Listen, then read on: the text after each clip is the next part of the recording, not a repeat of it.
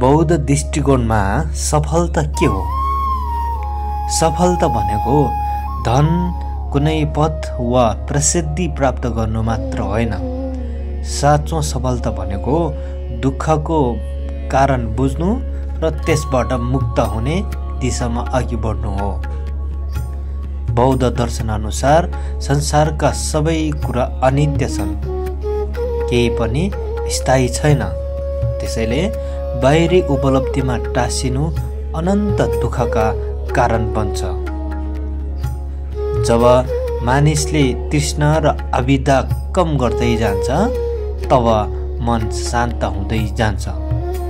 यही शान्ति र स्पष्टता, यही नै बौद्ध दृष्टिमा सफलता हो। अरूलाई जित्नुभन्दा आफ्नो लोभ, रिस र मोहलाई जित्नु ठुलो विजय मानिन्छ। करुणा, प्रज्ञा र सम्यक आचरणमा जीवन बिताउन सक्नु, यही नै बौद्ध दर्शनको साँचो सफलता हो। लसो, धन्यवाद।